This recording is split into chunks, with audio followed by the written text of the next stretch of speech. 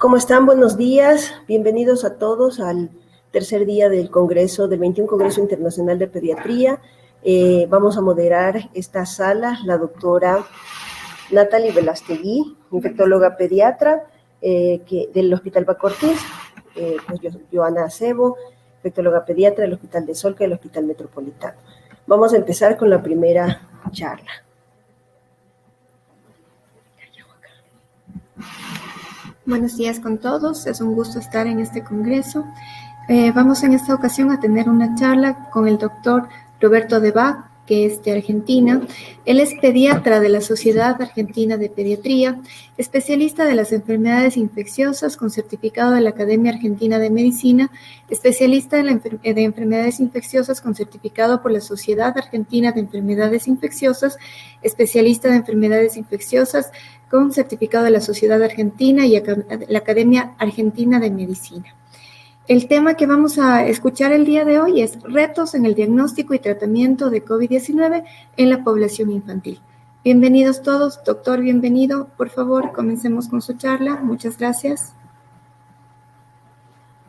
Quisiera ante todo agradecer a Secretaría del Congreso por permitirme estar en estos minutos hablando de un tema tan candente como es la confianza en vacunas y sobre todo durante la pandemia. Soy Roberto de Bach, vicepresidente de la Sociedad Latinoamericana de Infectología Pediátrica, y lo primero que me gustaría es producir una definición de la confianza en vacunas. La confianza en vacunas, hoy por hoy, durante la pandemia, la mayoría de las personas o de las familias saben lo que son las investigaciones en vacunas. Empiezan a conocer lo que es la fase 1, lo que es la fase 2, la fase 3, las eficacias, la seguridad de las vacunas. Entonces, la confianza en vacunas es mucho más claro hoy por hoy definirla como es entendida como la existencia de una convicción en la efectividad y la seguridad de las vacunas. Por esto, del conocimiento de que la fase 1 es parte de la investigación, que es la gran prueba de seguridad, la fase 2, inmunogenicidad, seguridad a baja escala, y la fase 3, la gran escala, la inmunogenicidad, la eficacia en los grupos estudiados. Pero además, en este contexto pandémico, la confianza en vacuna está también dentro de una mirada hacia los estados, es decir, hacia los programas nacionales de inmunización, hacia los programas específicos de inmunizaciones, es decir, las motivaciones públicas hacen sin ninguna duda a la confianza en vacunas. Si uno tiene confianza en esa política pública, en ese programa nacional de inmunizaciones, y tiene confianza en quienes están proveyendo esa salud pública adecuada, sin ninguna duda las vacunas y los programas de inmunizaciones cobran aún más impacto. Ya lo decía en el 2019 la Organización Mundial de la Salud acerca de las 10 amenazas que podía sufrir el planeta en el futuro, en ese inmediato. Uno es la contaminación ambiental y el cambio climático. Hay inclusive en los últimos días hay un informe muy importante internacional acerca del cambio climático y las enfermedades que produce el cambio climático. Seguridad alimentaria, seguridad poblacional, aumento de las infecciones. Luego las enfermedades crónicas. El planeta, las personas que habitan el planeta viven más, con mayores o menores probabilidades, pero viven más, y por lo tanto mayor aparición de enfermedades no transmisibles como diabetes, enfermedades cardíacas o enfermedades pulmonares o enfermedad por cáncer. La segunda son la pandemia global de gripe, y lo anticipó esta pandemia. Si bien ellos decían la pandemia global de gripe, tendría que haber sido escrito como la pandemia global de virus respiratorio, porque este coronavirus casi no diferencia de lo que fuera el predecir de una pandemia global de gripe. Los entornos frágiles y vulnerables, es decir, el acceso que tiene a seguridad alimentaria, a asistencia médica, a acceso en salud a poblaciones vulnerables, que hacen que sea una amenaza que la Organización Mundial de la Salud proponía en el 2019 y que sigue, por supuesto. La nueva pandemia, si bien entramos en una era pandémica y posiblemente el coronavirus sea un virus por un tiempo largo, algunos hablan de un virus forever, un virus por tiempo más prolongado, pero hay otra pandemia oculta, que es la pandemia de la resistencia de los antimicrobianos. Personas, niños, jóvenes y adultos que tienen infecciones por gérmenes multiresistentes, por microorganismos multiresistentes, que hoy por hoy es difícil su tratamiento. El ébola y otros patógenos peligrosos, como son las enfermedades hemorrágicas de alta transmisibilidad, los servicios precarios de la salud pública primaria, es decir, esto que hablábamos del acceso a la medicina, dificultado fundamentalmente en la salud pública. Y el que nos ocupa hoy, que es el rechazo a la vacuna, porque confianza en vacuna está muy relacionado con reticencia a la vacuna o rechazo a la vacuna. El dengue y el virus de inmunodeficiencia humana. Estos son, al entender de la Organización Mundial de la Salud del 2019, las amenazas, y una de ellas se cumplió y otra es muy latente, como es la de la resistencia antimicrobiana. Yo pertenezco a un observatorio que es el Digital Communication Health Observatory, que analizamos qué es lo que pasa en la confianza en vacunas en varias partes del mundo, con varios estudios, pero hoy quisiera mostrarle el de Latinoamérica. Latinoamérica, previo a la pandemia, semanas antes de que la pandemia ocurriese en América Latina, estudiamos la aceptación de las vacunas y el rechazo en las redes sociales. Es un mundo el de las redes sociales donde uno puede mirarlo, donde uno puede analizarlo y puede saber de qué se habla, cómo se habla y por qué se habla de esto. El objetivo principal de ese estudio fue estudiar la percepción, el posicionamiento y la argumentación que tenían grupos a favor o en contra de las vacunas, a través del análisis cualitativo, cuantitativo, pero también cualitativo de qué es lo que se habla en las redes sociales, en dos idiomas, como en nuestra región, en los más de 600 millones de habitantes, dos idiomas, el idioma español y el idioma portugués. Los objetivos del estudio estuvieron dados fundamentalmente para saber de qué se hablaba de la vacuna, cómo se hablaba de la vacuna y saber cómo se estructuraban las comunicaciones que había en vacunas. Y lo hicimos unas semanas antes de que comenzara a iniciarse la curva pandémica en América Latina. Lo hicimos en español y en portugués y estudiamos 110.000 comunicaciones y publicaciones en redes sociales y, como les dije, se analizó en forma cualitativa. Lo que vimos en ese momento es que hay una claridad de que previo a la pandemia había alrededor de un 18% de las personas que no hablaban bien de las vacunas o rechazaban las vacunas o eran reticentes a las vacunas o no hablaban de forma adecuada. Pero, y el 82% de ellas sí tenía una conducta pro vacuna. ¿Qué era lo que decían los que no estaban de acuerdo con la vacuna, los antivacunas? Bueno, hablaban de que era una ficción la utilidad de las vacunas, que las vacunas eran ineficientes, ineficaces, que las vacunas eran un castigo inclusive de la industria farmacéutica o de personas o de grupos que querían castigar a las personas a través de la elaboración de productos farmacéuticos biológicos. Ridiculizaban a los que decían que las vacunas eran adecuadas. Después también hablaban de la connivencia de los gobiernos con los laboratorios, de los inescrupulosos que eran históricamente los laboratorios farmacéuticos y que esto era producto, este castigo o esta irrupción, inclusive en la violación de las libertades personales, era producto de los laboratorios.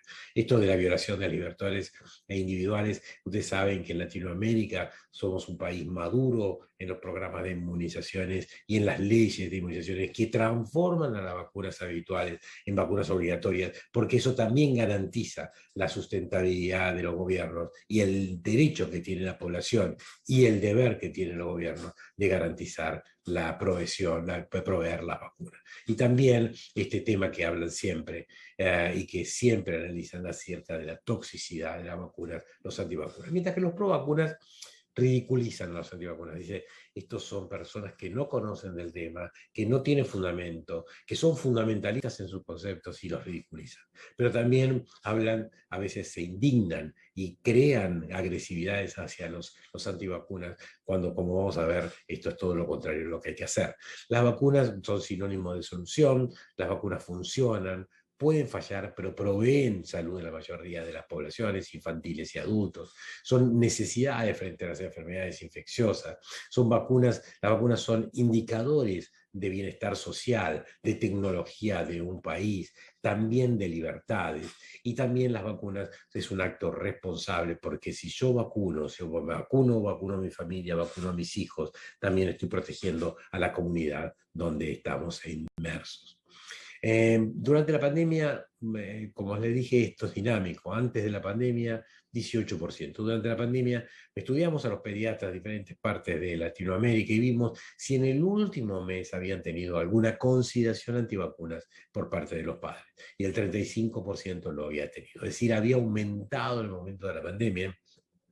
Y los cuestionamientos que hicieron, fundamentalmente por los efectos adversos, por el invento de las farmacéuticas y porque dañaban el sistema inmune. Esto es lo que piensa el mundo de los antivacunas o de las personas que no están conscientes, o no tienen, mejor dicho, no conscientes, que no tienen confianza en la vacuna. Señaló cuáles eran las fuentes, la mayoría de las redes sociales, y cuando hablamos de qué redes sociales, Facebook era una de las más importantes. Y cuando se le decía quién había sido el que había posteado, que había comunicado en esas redes sociales y que ellos habían escuchado, eran profesionales de salud. Este es el gran problema. Es decir, los profesionales de salud que están inmersos en los marcos sociales, que están en contra o no a favor de las vacunas y que generan una imagen de verdad, de evidencia, y lo único que hacen la mayoría de las veces son noticias falsas. Por lo tanto, hoy ya no hablamos de vacunas y antivacunas, hablamos de todos estos marcos sociales. Los marcos sociales, posturas sociales, están los antivacunas, los antisistemas, los anticiencias, los antivacunas, y después vienen los que son intermedios, estos celestes que no son, que no están, no son activistas de las pro vacunas, pero sí, si ocurre esto, estos son los indecisos. Esto es como si fuera un país donde hay dos partidos políticos. Los rojos son un partido político, los violetas son otro partido político. Pero en el medio hay los semivacunas, son los indecisos hasta el último momento de las elecciones. Pero ¿qué pasa? Si hay infodemia, si hay líderes de crisis de liderazgo o reputación mala de la industria farmacéutica o pérdida de pensamiento crítico, estos que son los indecisos se vuelcan hacia los semivacunas o los antivacunas. O sea, es realmente muy complejo. Y cuando hacemos diferentes estudios de nube de palabras, de qué se dice, aparecen los antivacunas, cuando aparecen, los antivacunas hablan de violación, de los derechos, de la toxicidad, de la resistencia a no vacunarse, la ineficacia de la vacuna, son del escepticismo, de las verdades, de los gobiernos involucrados. Por lo tanto, esto es un mundo realmente que hoy es complejo. Pero en este mundo, ¿cómo hacemos? En este complejo, en este contexto, ¿cómo hacemos para que tengamos confianza en las vacunas y para poder desactivar o poder gestionar en forma adecuada las informaciones erróneas sobre vacunas? Bueno, la Universidad de Yale, con el Instituto de Salud Global y UNICEF, han creado algunas prácticas que les recomiendo que entren al sitio de Yale Institute for Global Health o UNICEF y busque las guías para información errónea. Y ustedes van a ver que esta es el slide que creo que es el más importante para transmitir. Primero, tanto sean ustedes pediatras individuales, o sea, su práctica pediátrica, o la práctica en su consultorio con otros pediatras, o una clínica, o un hospital, o pertenezcan a una comunidad, o pertenezcan a un grupo social, o a un ministerio. Primero debe uno prepararse para la confianza en vacunas. Debe construir un equipo que piense cómo va a generar prácticas adecuadas para que se genere confianza en vacunas, porque la confianza en vacunas aumenta la tasa de cobertura, y si aumenta la tasa de cobertura se protegen los niños, los adultos, se protegen las comunidades. Hay que hacer un análisis de la información del ecosistema, hay que ver en su práctica, en su comunidad, si hay grupos específicos que están en contra de las vacunas y cuánto ruido genera. Después, realmente en lo individual o en lo institucional, el escuchar. Hay que establecer un sistema de escucha, hay que escuchar a los que están en contra de las vacunas, hay que escuchar a los que no quieren vacunarse, a los que no quieren vacunar a sus hijos. Y esto es una escucha social también. Y detectar dónde hay desinformación, crear una lista de rumores. No, las vacunas se hicieron de COVID, por ejemplo, en muy poco tiempo. No, le están modificando el genoma humano. Por lo tanto, cada una de esa lista de rumores tiene una contestación determinada basada en la evidencia. Por lo tanto, primero los escucho, después los comprendo, los acompaño, comprendo que ellos, si piensan que una vacuna de ARN puede modificar el genoma, le digo, usted está en su derecho de pensar eso. Muchos piensan eso, pero también muchos saben que eso no existe, no hay evidencia. Al contrario, hay evidencia de que esto no pueda producir. Entonces hay que hacer un análisis, hay que generar una inteligencia de cómo en esa persona o en esa familia generar la transformación y a tener una reacción rápida, seguir en contacto con el paciente y tratar de convencerlo. Por supuesto, todo esto genera que muchos de esos deban involucrarse o nosotros debemos involucrarnos, tenemos que tener una participación estratégica, debemos generar contenidos acerca de la confianza en vacuna, monitorear y producir unas análisis de lo que va pasando en el grupo comunitario donde yo estoy. Y finalmente, como conclusiones y nuevamente agradeciendo a las autoridades del Congreso, hoy existen nuevas vías de comunicación que son el mundo digital. Mire, en Latinoamérica somos más de 600 millones de habitantes, pero nacen 12 millones de niños. Y esos 12 millones de niños ya nacen de padres que son nativos digitales, que tienen un teléfono celular en forma continua desde la adolescencia. Son personas que se manejan en las redes sociales, que no ven mucha televisión, que no ven diarios, diarios o revistas en papel, que buscan a las redes sociales como lugar de información y que mezclan el conocimiento que pueden tener en Twitter con el Instagram, con Facebook, con TikTok, etc. Entonces las redes sociales son una nueva vía de comunicación y deben ser consideradas para conocer la característica de mi población, pero también conocer la característica de mi comunidad. Quiénes como médico pediatra me siguen, qué identidad tengo, cómo me manejo, qué rol tengo en mi red social para dar información, para generar confianza en vacunas. Y por supuesto, tienen que ser, tanto sea por parte de los gobiernos, los ministerios, los hospitales, las instituciones, los consultorios o los pediatras, tienen que ser consideradas como una vía de comunicación comunitaria y a poblaciones específicas generando educación médica. Nuevamente, gracias por permitirme participar.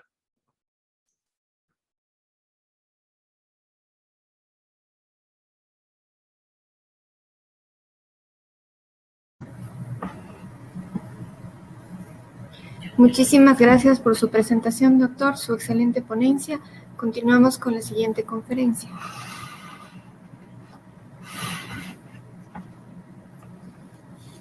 Tengo el gusto de presentar al doctor Iván Gutiérrez de Colombia. Él es médico pediatra por la Universidad del Bosque, infectólogo pediatra por la Universidad Autónoma de México, médico cirujano de la Pontificia Universidad Javeriana, infectólogo pediatra de la Fundación OMI Hospital de la Misericordia, de la Clínica Santa Sofía, de la Clínica Infantil con Subsidio y miembro de la Sociedad Colombiana de Pediatría. Él nos va a hablar sobre neumonías en la población infantil, diagnóstico y tratamiento actual. Bienvenido, doctor Gutiérrez. Bueno, hola, muy buenos días para todos. Pues primero que todo, muy contento de poder compartir con ustedes, poder estar con ustedes estos próximos minutos. A la doctora Yeana, el comité organizador, muy agradecido con la invitación. Y vamos a revisar en estos siguientes minutos, vamos a hablar de neumonía. Vamos a hablar de neumonía, qué ha pasado con el diagnóstico, tratamiento, pero quiero que hagamos mucho énfasis en qué ha pasado con la epidemiología, porque es fundamental para entender lo que viene pasando con diagnóstico, con tratamiento. Recuerden que tenemos guías, que tenemos recomendaciones, pero acuérdense que las últimas son incluso del 2011, es la razón por la que vamos a hacer énfasis en esto. Este es el contenido, vamos a ver definiciones, epidemiología. ¿Qué sabemos en relación a etiología? De acuerdo a características propias de la neumonía, abordaje diagnóstico actual, estrategias en tratamiento, con datos de epidemiología local y conclusiones. Lo primero que creo que quiero que quede muy claro son las diferentes definiciones. Y quiero contarles, o que lo recordemos, una cosa son las definiciones que usamos como Organización Mundial de la Salud y tienen que ver más con una serie de datos clínicos sin confirmación radiológica que pretenden, y como lo vamos a ver, son tremendamente sensibles, pero poco específicos. Y fíjense cómo define la Organización Mundial de la Salud. Básicamente es todo dificultad para respirar, ¿cierto? Con taquipnea para la edad, sumado a fiebre, sí, con o sin fiebre. Fíjense que neumonía severa para la Organización Mundial de la Salud la incluye como tos, dificultad para respirar y suma o va agregando presencia de tirajes, y neumonía muy grave, lo que hemos mencionado anteriormente, sumado a un signo de peligro. Quiero hacerles énfasis en que son tremendamente sensibles, pero la especificidad es realmente variable. Y estudios posteriores así lo han dicho. Entonces, taquipnea para la edad efectivamente es sensible. La posibilidad que un niño con neumonía tenga taquipnea, fíjense que alcanza casi un 100%, pero poco específica, porque puede ser por bronquiolitis, puede ser por asma, puede ser por cru, puede ser por cuerpo extraño, etc. Y lo mismo pasa para tirajes, para saturación, etc. Es decir, que debemos tener en cuenta que la definición es buena, perfecto, pero tenemos que saber que no es del todo específica. Mientras que existe otro tipo de definiciones que incluyen adicionalmente criterios radiológicos y son los mismos signos y síntomas, pero asociados a hallazgos radiológicos compatibles y no necesariamente neumonía lobar o capacidades alveolares, capacidades mixtas en un contexto clínico adecuado. Me interesa que tengamos clarísimo el concepto de neumonía complicada, porque en ocasiones decimos complicada es multilobar. No, complicada es un derrame, es un empiema, es un absceso, es neumonía necrosante. Y algunas definiciones que quiero que tengamos presentes es neumonía severa, pero ya es en el contexto de un paciente con los datos clínicos descritos que requiere manejo en unidad cointensivo, ventilación mecánica, soporte inotrópico o vasopresor. ¿Y por qué insisto en diferenciar estas diferentes definiciones? Porque de pronto vemos un artículo que dice neumonía severa tratada con amoxicilina o neumonía severa no requiere manejo antibiótico. Y resulta que en general ese tipo de estudios o algunos de esos toman como definición neumonía OMS, que es fiebre y taquipnea. Excelentes, muy buenos estudios, pero ojo, no siempre o no necesariamente extrapolable al concepto de una neumonía lobar, una neumonía neumocóxica, etcétera, como ya veremos más adelante. De tal forma que, de manera inicial, quiero que tengamos en cuenta las definiciones de neumonía cada vez que leamos un artículo, ni más faltaba cuando nos enfrentamos a un paciente. Y miremos qué ha pasado con la epidemiología actual. Y en cuanto a cifras, de acuerdo a la Organización Mundial de la Salud, para 2010 al 2015, el 17.8% de muertes en menores de 5 años fue relacionada con neumonía. Y aunque en la actualidad la principal causa de neumonía son los virus, el neumococo sigue siendo un agente bacteriano, o por lo menos es el agente bacteriano más frecuente. En América Latina se calcula que se presentan 327.000 a casi 600.000 casos de neumonía neumocóxica por año. Pero hablar de neumonía y hablar de epidemiología de la neumonía es hablar a lo que antes uno pudiera decir, oiga, periodo oscuro, sin vacunas, ¿qué era? ¿Cómo era la realidad en términos de epidemiología antes de las vacunas? Y en el periodo prevacunal traigo estos artículos. Miren, 1979 describen mayoría de casos, particularmente en niños, hemófilus influenza tipo B, neumonía lobar en Gambia, hemófilus influenza. Otros estudios en Uruguay, de tal forma que en la medida o previo más bien a la vacunación, la etiología bacteriana sin duda era o representaba una causa muy importante y seguramente incluso parecida o similar a los casos de neumonía viral.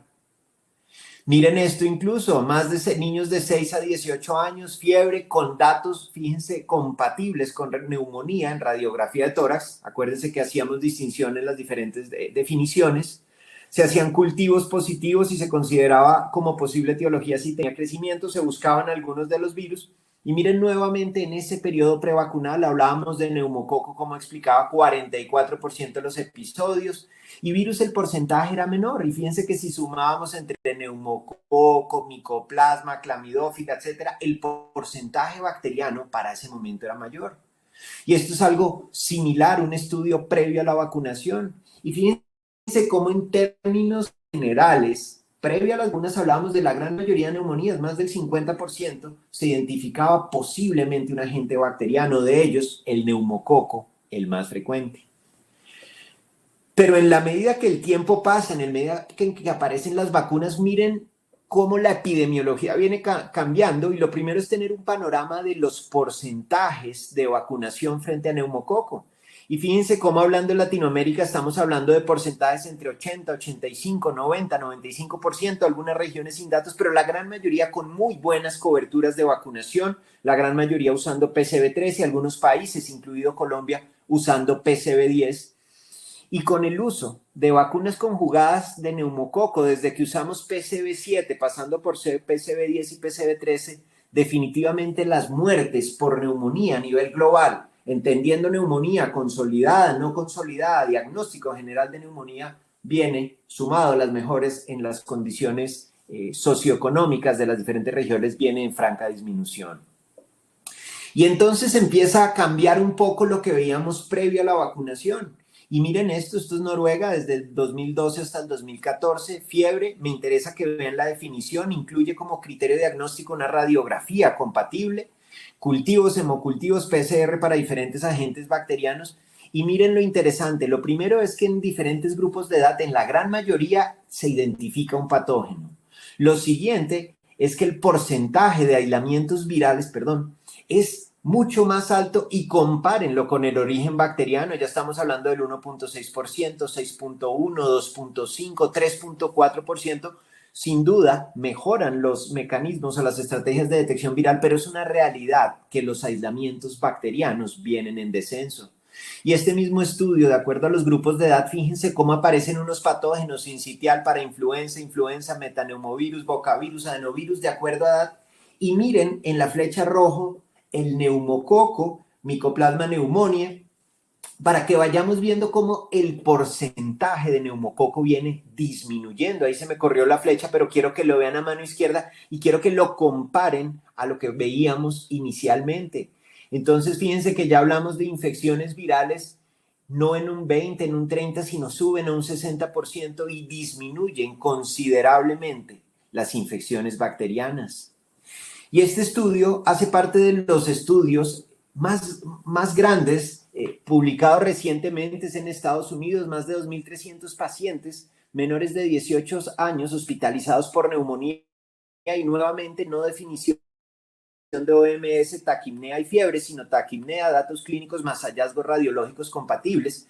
Y lo que quiero mostrarles es que en más del 70% de los casos se identificaron virus, y solo en un 15% de los casos se identificó un origen bacteriano. Y entonces quiero mostrarles, porque para uno es un terror, y lo vamos a ver más adelante, el neumococo. Y el neumococo va de la mano de ceftriaxona, penicilina, escalo, ajusto, modifico el tratamiento, y quiero que vean en esta misma serie de los casi 2.300 pacientes qué lugar ocupaba el neumococo de acuerdo a los diferentes grupos de edad. Nuevamente, neumonías pediátricas que requieren hospitalización con diagnóstico radiológico.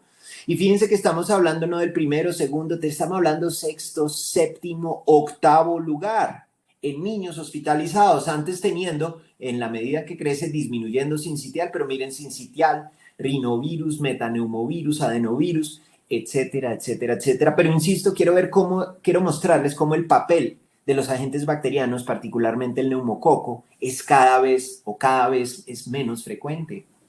Y aparece un estudio, y posiblemente el más grande en los últimos 30 años, y tiene que ver con el estudio PERCH, 7 países africanos, y tiene en cuenta datos bien interesantes, 4.200 niños, 1 mes a 5 años, con neumonía severa, teniendo en cuenta las definiciones de OMS que ya las conocemos.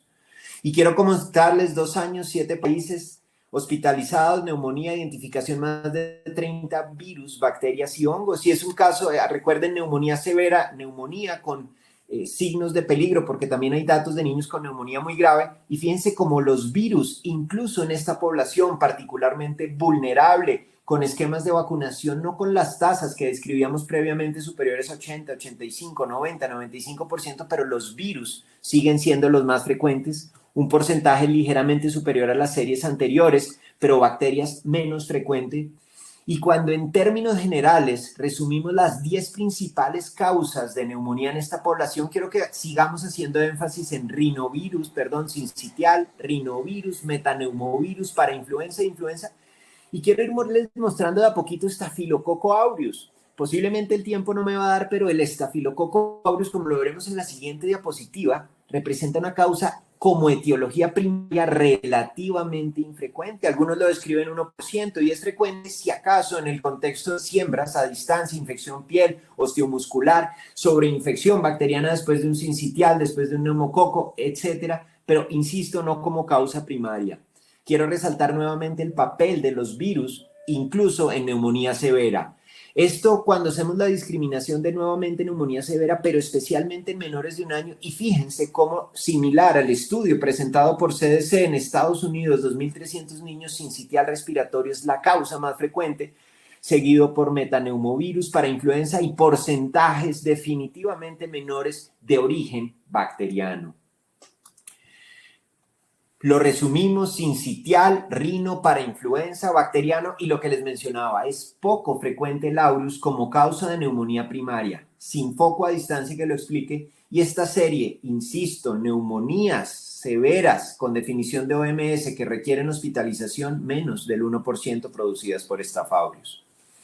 Y cuando seguimos viendo el impacto de la vacunación, quisiéramos saber, pero con PCV10 o es con PCV13, y una publicación relativamente reciente del grupo de la doctora Oliveira en Brasil describe el impacto en términos de efectividad de los diferentes esquemas en relación a la disminución de las neumonías. Y fíjense que hay con consolidación o simplemente diagnóstico general de neumonía y muerte por neumonía.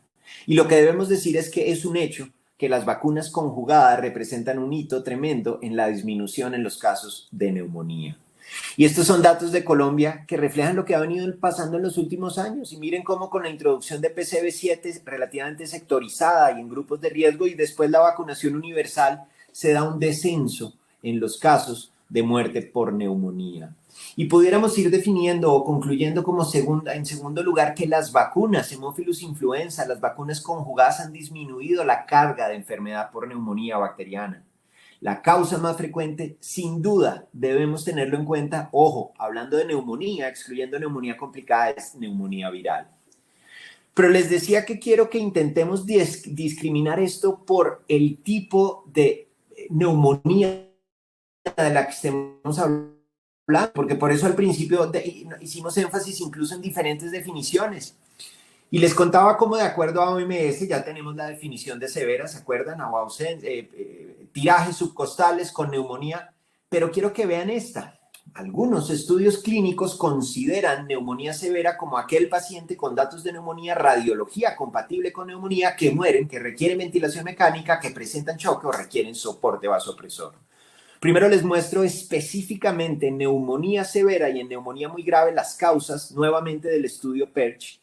Sí quiero decirles que sigue primando en neumonía severa, como ya habíamos visto, los agentes virales. En neumonía muy grave, que para la OMS es algún signo de peligro, deshidratado, alteración del estado de conciencia, convulsiones, etcétera, cómo siguen siendo los virus, pero aumenta ligeramente la frecuencia de los patógenos bacterianos.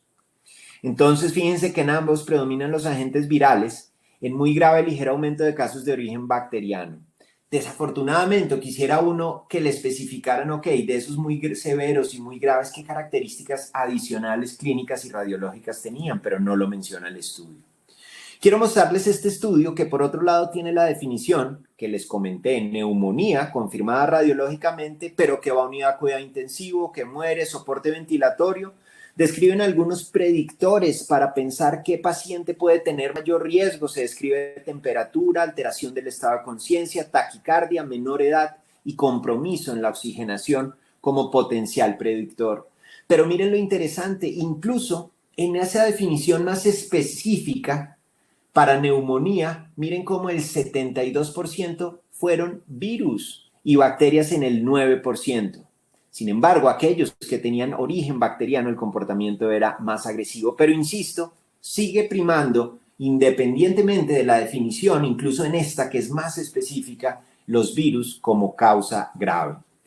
Esto es un estudio que nosotros realizamos en la institución Clínica Infantil con Subsidio y era básicamente identificar factores de riesgo asociados a neumonía severa, con la misma definición del estudio anterior, datos clínicos, radiológicos de niños que ingresan a unidad de cuidado intensivo, y de forma interesante encontramos neumonía multilobar, mayor riesgo de asociarse a neumonía severa, sincitial respiratorio, él solito, per se, es capaz de explicar en un gran porcentaje riesgo de neumonía severa, desnutrición. Y nuevamente un patrón que viene repitiendo, si lo hemos visto a lo largo de la presentación, 77% se toman hemocultivos y solo en el 2.8 fueron positivos. 2.8 de pacientes que ingresan a una unidad de cuidado intensivo, que se ventilan, que requieren soporte mecánico ventilatorio, y solo ese porcentaje encontramos un aislamiento bacteriano. Y quiero hacer una muy corta referencia en relación a neumonía complicada. Y es fundamental que hagamos precisión en lo mismo. Cuando hablamos de derrame, de empiema, de abscesos, de neumatoceles, hablamos de neumonía complicada, pero quiero transmitir y ser enfático en decir que es un amplio espectro lo que implica esto. Y empiezo por contarles en términos generales que el derrame puede acompañar el 20% de las neumonías virales, 75% de las neumonías por aureus. Y miren cómo se describe en Estados Unidos, hasta el 1% de los niños cursan con derrame. Estos son publicaciones antiguas, pero es algo bien interesante como de acuerdo al patógeno se explica la frecuencia en mayor o menor grado de neumonía complicada, particularmente derrame. Miren Piógenes, tener un Piógenes en un pulmón es casi que asegurar que tendrá derrame, que tendrá neumonía complicada. Un aureus del 72 al 60, algunos estudios hablan de 40, 50, 60%. Neumococo cerca al 60, Haemophilus, Mycoplasma, adenovirus y otros virus.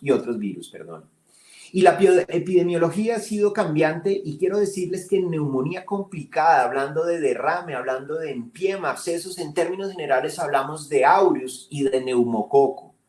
Ha habido variabilidad y tiene mucho que ver con las vacunas usadas. Recordarán cómo para los 2000, después del uso de PCV7, algunas regiones, particularmente Estados Unidos, con el uso de PCV7 describe disminución en la frecuencia de casos de neumonía complicada por neumococo, ¿cierto? Perdón, de neumonía general por neumococo, pero aumento en los casos absolutos de neumonía complicada por un fenómeno que estaba relacionado con aumento del serotipo 19A, 6A y 3.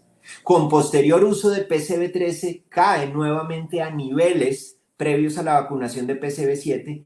Y esto se los digo para decir, fíjense la importancia de la epidemiología local. ¿Cómo están en su región? ¿Cómo están en su país? ¿Qué vacuna usan? Y en términos generales hablamos de aureus y neumococo como principal causa de neumonía complicada. Y esto es un estudio que está próximo a publicarse, es de nuestro grupo en Colombia, de la red Neumocolombia, en el que evaluamos qué pasó con las neumonías después del uso de PCV10 en 2012 y con los diferentes serotipos. Y lo que quiero mostrarles es, fíjense cómo los serotipos PCV10 antes de la vacunación eran los más abundantes y vienen disminuyendo en la medida en que pasa el tiempo, es decir, un efecto en el serotipos vacunales excelente. Sin embargo, miren cómo los serotipos asociados a PCV13, ya los mencionamos, 19A, 6A y 3 vienen en aumento. Y dirán, ¿por qué les muestro esto? Porque fíjense que en este estudio también pudimos ver cómo la incidencia de neumonía complicada aumentó considerablemente con el uso de PCV10. Y ya lo vimos, tiene que ver con ese recambio de serotipos. Y nuevamente el mensaje tendrá que ver, de acuerdo a mis datos de epidemiología local, pensaré cuál es posiblemente el patógeno más frecuente. Yo puedo decirles con propiedad, por lo menos en las instituciones que estamos, en las 10, 12 instituciones participantes en este estudio, muy seguramente lo más frecuente es neumonía complicada por neumococo. Pero como les dije en un principio, hablando de neumonía complicada, el espectro de la neumonía complicada es muy amplio. Y este es otro estudio que hacemos en la institución y miren cómo se busca en 2.139 pacientes, diagnóstico de neumonía, 1.808 diagnóstico de infección de tracto respiratorio bajo y 1.390 cumplían definición de neumonía. Y encontramos que tenían un derrame paraneumónico de ese total 3.59%. Acuérdense que decíamos en Estados Unidos se describía 1%, en esta serie de niños hospitalizados 3 0.6% y en PIEMA lo hicieron el 0.43%. Pero lo que quiero mostrarles es que un bajo porcentaje de esos derrames se identificaron patógenos bacterianos y fíjense que fue solo en el 9.6% de los casos, pero encontramos en un gran grupo de pacientes con solo un derrame paraneumónico, pacientes en aceptable o buen estado general, la gran mayoría encontramos agentes virales. Y lo que quiero transmitir con eso es que es fundamental conocer que tiene una neumonía complicada, pero es importante ubicarnos en el grado de severidad, las características de la neumonía complicada, diferente si es un empiema, si es un absceso, si es una neumonía necrosante versus si es un derrame lineal, pequeño, libre, no tabicado, posiblemente sigue siendo más frecuente el origen viral. Así que podemos decir que neumonía complicada, empiema, necrosante, absceso es más frecuente por Pneumo aureus de acuerdo a datos locales, pero ojo, no olvidar el papel de los virus, especialmente en neumonías leves, como ya lo mencionamos. Compromiso leve, sin consolidación, otros patógenos, incluyendo virus. ¿Y cuál es el abordaje diagnóstico inicial? Y a propósito, no haré una revisión por las diferentes publicaciones, el OR de la procalcitonina, de la PCR, porque yo quiero decirles que la respuesta para un abordaje clínico y diagnóstico adecuado la seguimos teniendo en nuestras manos y tiene que ver con la herramienta más poderosa que es la anamnesis, es la historia clínica completa. Y si estamos con residentes, estudiantes, internos, ya a veces me dicen, doctor, el niño de las 5 tiene neumonía, la PCR en 45, ven, neumonía, empezó con rinorrea, congestión, estornudos, exantema, disfonía, en la casa hay gente con gripa, mocos, tos, y quiero transmitirles que la clínica sigue siendo fundamental. Doctor, pues queda un estudio que la P no encontró significancia. Imagínense las diferentes definiciones que les di. Es muy complejo hacer un estudio que encuentre lo que quisiéramos o lo que sabemos que deberíamos encontrar. Pero yo les aseguro que este niño con esta neumonía lobar, que yo les diría con certeza es bacteriana versus tienen etiologías, historias clínicas diferentes. Y es cuando les digo la anamnesis sí sirve, es diferente que digan, doctor, empezó con rinorrea, congestión, estornudos, disfonía, diarrea, sibilancias, buen estado general, 2 a 3 en casa con cuadros respiratorios, sibila, crépitos finos, difusos, roncos. Yo me pregunto, muy posiblemente es viral. Y si me sale una PCR en 58, yo digo, oiga, pero clínicamente sugiere viral. Y si veo una radiografía y posiblemente son opacidades intersticiales mixtas, seguramente pienso que es viral.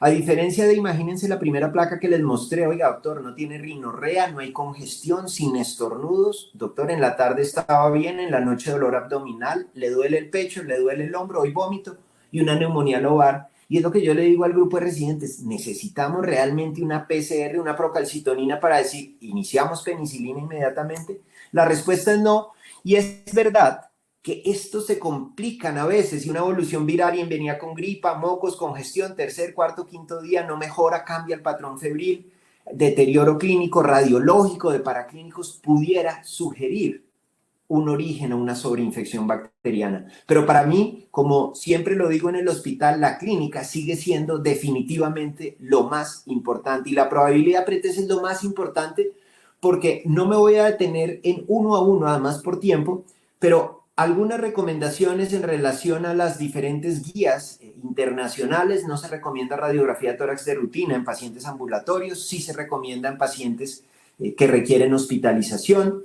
El papel de la ecografía de tórax ha sido interesante en términos de sensibilidad y especificidad, sin embargo sabemos que es operador dependiente, se requieren estudios adicionales para considerar su uso. Bien interesante, los hemocultivos se recomiendan en la mayoría de pacientes, o en general en los pacientes hospitalizados, pero les mostrábamos nuestras series con porcentajes de positividad de 2 a 3% en neumonía severa, que acuérdense que es diferente a neumonía complicada. En neumonía complicada subió al 9.8%, recuerdan nuestro estudio y recuerden que la literatura lo describe hasta 30% la positividad en los hemocultivos. Hay que tomarlos, sí, pero pues tener en cuenta estos datos, ya lo mencionamos, 2 a 7% en términos generales, positivos 10 a 35 en neumonía complicada. Esta imagen, esta gráfica la tengo solo para que tengamos en cuenta que nunca un dato aislado de laboratorio será diagnóstico. Me dicen, doctor, la procalcitonina en 4 tiene un diagnóstico, una sensibilidad del 95%,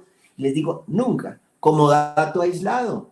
Y ustedes han visto estos puntos de corte y los invito a que lo revisen, pero también les muestro este otro estudio que hicimos. Este es un estudio que hicimos en el que caracterizamos más de 300 niños con infección por sincitial, adeno, influenza A y B, y quiero que vean el comportamiento de la PCR, adenovirus 53, rango intercuartílico 24-123, y eso lo vemos en la clínica, y es cuando les digo, ¿realmente una PCR va a modificar mi conducta? Si me dicen rinorrea, congestión, estornudos, exantema, en casa 2, de pronto algo de conjuntivitis, una PCR 150, miro opacidades intersticiales, digo, oiga, sí, puede ser un adenovirus. Nuestro estudio colombiano en neumococo, fíjense, neumonía confirmada por neumococo, efectivamente hablamos de unas PCRs más elevadas, pero insisto, estamos hablando de un contexto clínico adecuado y una probabilidad pretest adecuada. No se les olvide, las pruebas de biología molecular son interesantes, pero la probabilidad pretest es importante. Esto, fíjense, hace parte del estudio africano y miren cómo metaneumovirus, la presencia de metaneumovirus, de parainfluenza 3 y de sincitial se asocian de manera fuerte con la posibilidad que esa sea la causa de la infección, pero vean otros adenovirus que pueden tenerlo igual. Pacientes, casos, controles como casos. Miren, este es el estudio Big Love que hacen seguimiento semanal a niños, familias, para identificar agentes virales por pruebas de biología molecular, y niños menores de 5 años prácticamente el 50% del tiempo fueron positivos. ¿Y qué virus sí se asocian de manera casi que más frecuente, igual que al estudio PERCH? Metaneumovirus, más frecuentemente la presencia de ese virus se asocia con síntomas para influenza 3, para influenza 4, sincitial respiratorio, pero ojo, muchos otros virus no necesariamente implican enfermedad. Sin embargo, algo que debemos ir cambiando es, en la medida que el origen bacteriano es menos frecuente y aumentan los virus, vale la pena tener en cuenta las pruebas de biología molecular para, con una buena probabilidad pretest, orientar un diagnóstico. Pero como siempre hablamos, que tengan una implicación. Es decir, con este resultado quito, pongo el antibiótico, suspendo, modifico, que tengan implicaciones clínicas. Pruebas de biología molecular en neumonía complicada son fundamentales y básicamente para mejorar el rendimiento del neumococo. Fíjense con cultivo cómo se encuentran solo 15%, pero con PCR aumenta 40%. Es interesante porque el aureus no se modifica tanto en neumonía complicada. Yo siempre les digo, la literatura lo sugiere, el aureus replica tanto que cuando es la causa, por lo general crece.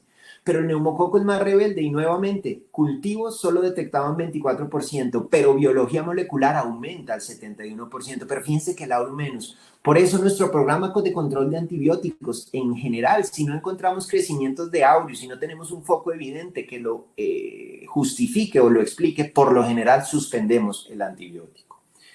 Vamos terminando y decimos la anamnesis, una historia clínica completa son fundamentales para orientar la etiología. No existe ningún laboratorio que por sí solo permita el diagnóstico. Pruebas de biología molecular son útiles en neumonías graves para orientar. Y vamos a terminar con tratamiento.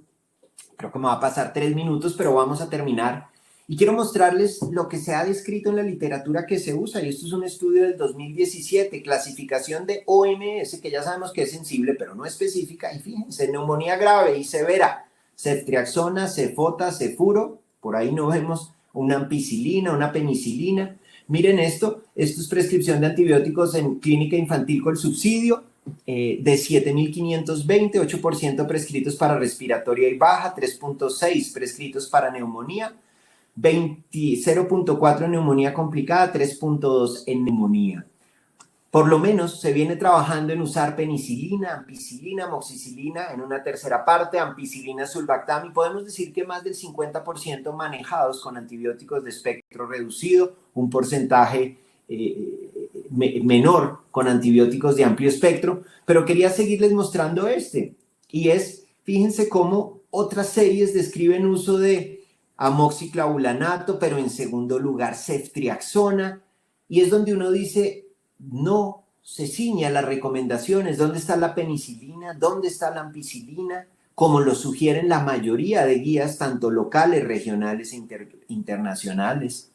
Y este estudio que ya les mencionaba, en el que incluimos 355 pacientes, fíjense que usamos en más de la mitad de los pacientes, en cerca del 60% antibióticos, y el porcentaje de positividad de algún agente bacteriano fue 3.7%. Es decir, en los que usamos versus los que no usamos, la relación fue 1:1. Y yo les diría que nos preguntáramos en su piso en pediatría cuántos niños tengo con antibiótico, excluyan factores de riesgo, inmunosupresos, fibrosis quística complicada. Y les vuelvo a traer la gráfica, recuerden dónde iba el neumococo, y uno debería decir, por cada 10 niños sin antibiótico tengo uno, pero en nuestros pabellones tenemos 6, 7, 8, 9 niños por 2 o 3 que no tienen antibiótico, si es que no todos lo tienen. De tal forma que el mensaje empieza a ser, para ir terminando, no antibiótico de rutina, ya hemos visto la evidencia. Y cuando hablamos de duración, cuando hablamos de vía, empezamos a revisar guías recientes. Empezamos a mencionar un experimento clínico en Israel, 140 niños hospitalizados menores de 5, pero ojo con este criterio o definición de neumonía, y vean que este fue neumonía alveolar con leucocitosis, temperatura mayor, es decir, alta posibilidad que sea bacteriana, y fíjense cómo hubo fracaso con cursos de antibióticos de 3 días, y por eso les digo, veamos bien la definición, porque vemos en la literatura neumonía severa, amoxicilina oral 3 días. Ojo, neumonía severa entendida como respira rápido y tiene fiebre, pero posiblemente una neumonía lobar, efectivamente 3 días pueden ser insuficientes, de tal forma que se recomiendan o se siguen las recomendaciones 5 a 10 días, en términos generales al menos 5 días para neumonía bacteriana.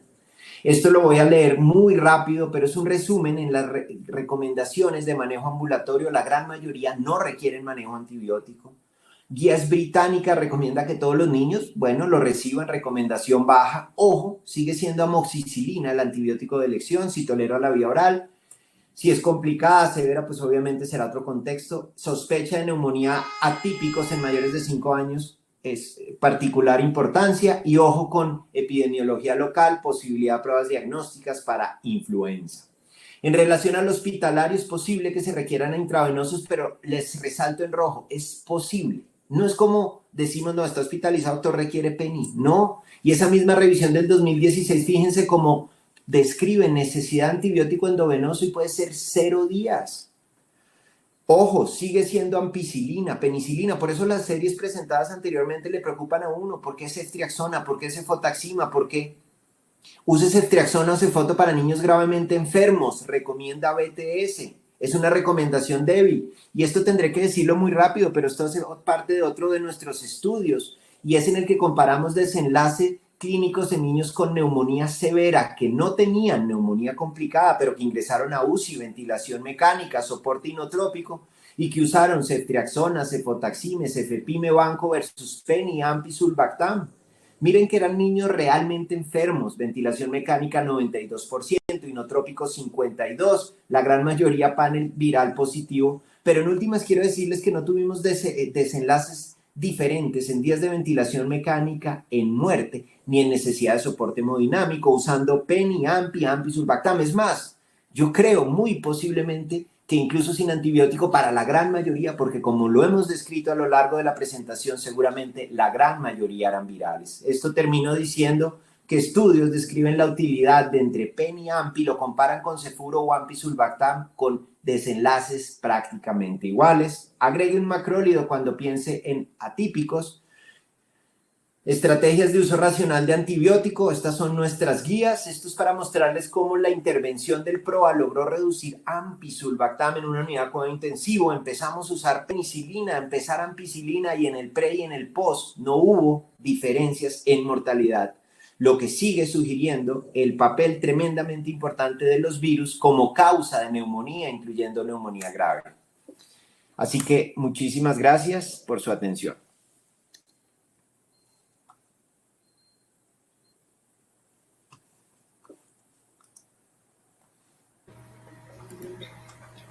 Muchas gracias, Iván, por tu excelente charla, y además estamos gustosos de que nos enseñes tus estadísticas, que yo creo que son fundamentales para poder hacer estos cambios que tú nos has mostrado. Queremos aprovechar que estamos bien en el tiempo para hacerte unas preguntas que nos ha formulado la audiencia. La primera pregunta es si recomiendas la 4ª dosis de neumococo en un paciente de 2 años, 1 mes que ya recibió 3 dosis.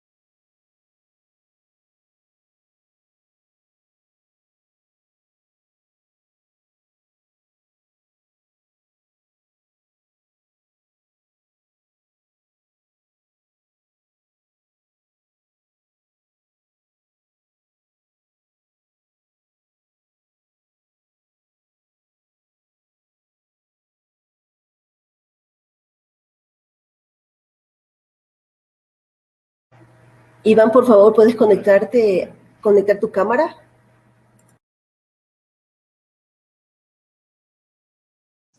¿Aló? ¿No se oyó? Gracias. No se escuchó, estaba apagado tu micrófono y tu cámara. ¿Escuchaste mi pregunta? Sí, la pregunta sí la oí y estaba hablando. Bueno, qué pena. Lo que les decía es que en términos generales el esquema 2+1, 3+1 tienen la misma efectividad, particularmente cuando se aplica ese refuerzo después de los 12 meses, por lo que de forma rutinaria no lo vería como algo necesario. Ojo, ¿y qué sí nos pasa en Colombia? Nuestro esquema incluye PCV10. Ya vieron los cambios que venimos presentando y que esperamos que estén publicados próximamente, y es como ha venido aumentando. Ha caído el serotipo 14 y 1, incluido en PCV10, pero viene aumentando el 19A, 6A y 3. Por lo que en nuestro medio, en la medida de lo posible, sí recomendamos una dosis adicional con PCV13. Y lo que les diría adicionalmente a recomendar otra vacuna conjugada, que vemos que en términos generales no se requiere, sí es definir si el niño tiene o no necesidad de usar neumococo 23. Y recordemos que el neumococo 23 es una necesidad de niños mayores de 2 años si tienen algún defecto inmunológico, excluyen en teoría enfermedad granulomatosa crónica, o si tienen una enfermedad crónica que aumente el riesgo de enfermedad por neumococo, un implante coclear, una fístula, diabético, enfermedad renal crónica, neumópatas, o si tienen asplenia anatómica o funcional. De tal forma que esas serían las consideraciones que recomendaríamos y que recomienda la evidencia para considerar una dosis adicional de neumococo.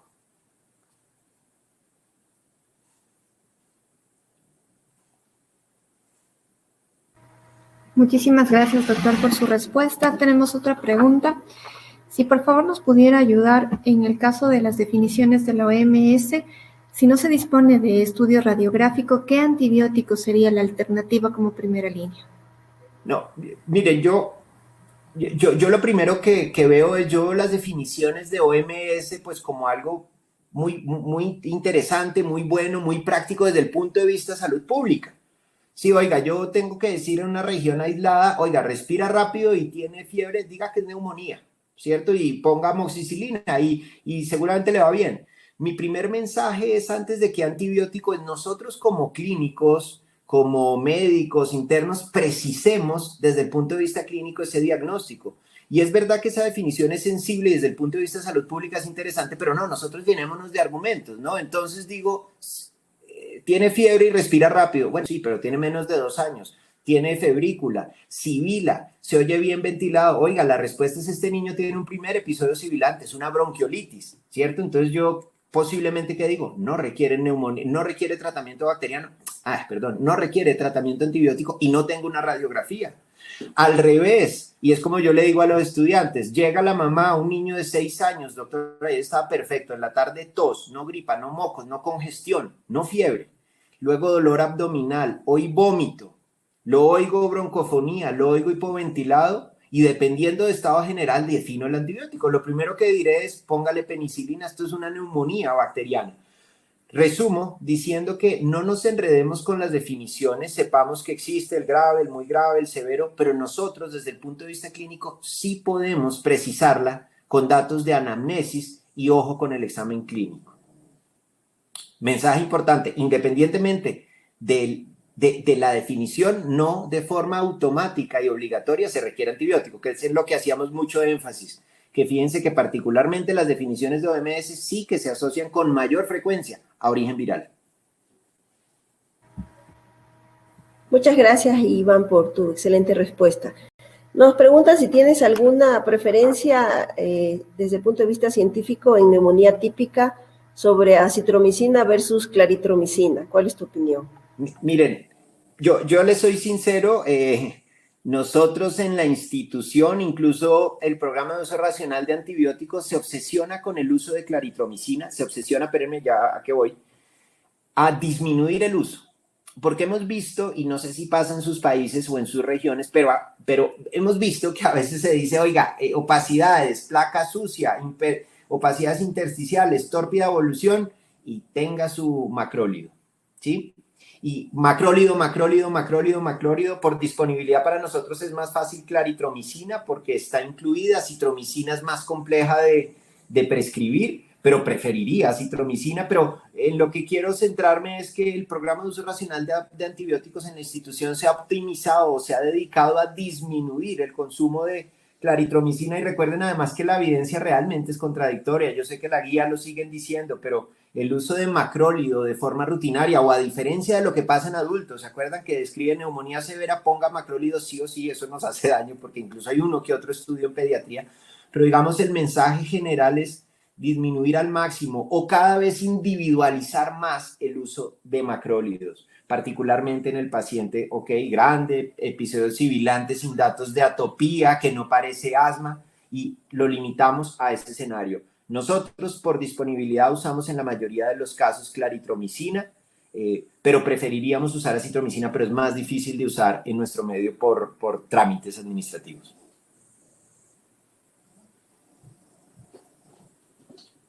Y la última pregunta, por favor, doctor. Si nos pudiera ayudar con un esquema en cuanto al manejo de penicilina, enfocado obviamente al tratamiento de la neumonía. Bueno, acuérdense que penicilina, primer mensaje, y quiero decirlo, y no hablamos de eso, pero en nuestras guías usamos ampicilina en menores de 2 años. ¿Por qué hablamos ampicilina en menores de 2 años? Y aprovecho la pregunta, porque no hablé del Haemophilus influenza no tipificable, pero está escrito en la literatura. Preferimos usar ampicilina en estos pacientes, que tiene además actividad contra Haemophilus influenza no tipificable y contra neumococo.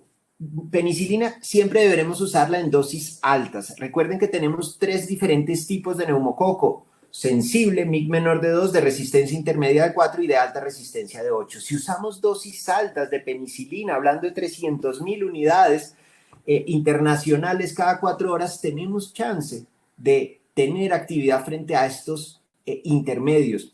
Y recuerden, particularmente en Colombia viene pasando, el aumento del serotipo 19A viene asociándose a un dramático aumento en la resistencia. Nosotros, a pesar de ese aumento en la resistencia, seguimos usando penicilina, pero el mensaje tiene que ser en dosis altas. Igual que lo que pasa con amoxicilina. Y veíamos unas publicaciones de hace unos 2 años de Sheldon Kaplan, en donde decía, oiga, ha bajado tanto nuestro 19A que posiblemente pudiéramos en algún momento volver a usar amoxicilina en dosis de 50-60, ¿cierto? Porque disminuye la resistencia al neumococo. Eso no se ha vuelto a hablar y realmente no es una posibilidad. Y refuerzo el último mensaje, tanto peni como amoxi ante posibilidad de neumococo se debe usar en dosis máximas para tener mayor actividad frente al neumococo de resistencia intermedia. Dosis bajas no son suficientes. Y acuérdense, por farmacocinética y farmacodinamia, en un antibiótico tiempo dependiente como penicilina, que preferimos los esquemas de cada 4 horas en comparación a los esquemas de cada 6 horas.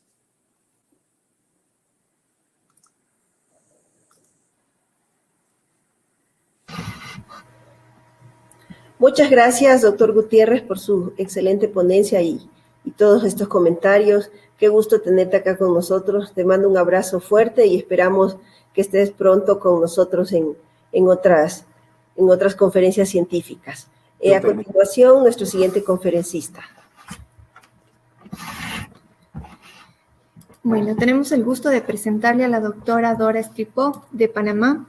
Ella tiene una especialidad de pediatría e infectología pediátrica. Trabaja en el Hospital del Niño Dr. José Renán Esquivel, en la ciudad de Panamá, y también está en un entrenamiento de investigación de la Universidad del Centro del Sureste de Dallas, Texas. Es profesora de infectología pediátrica de la Cátedra de Pediatría de la Universidad de Panamá y el Diplomado de Pediatría del Grupo ISIS, investigadora del Grupo de Investigación del Hospital del Niño Dr. José Renán Esquivel y Cevaxin, miembro del grupo principal de St. Jude y la red de investigación de enfermedad de Kawasaki. El tema que nos va a presentar la doctora es actualización en la transmisión perinatal de VIH. Bienvenida, doctora.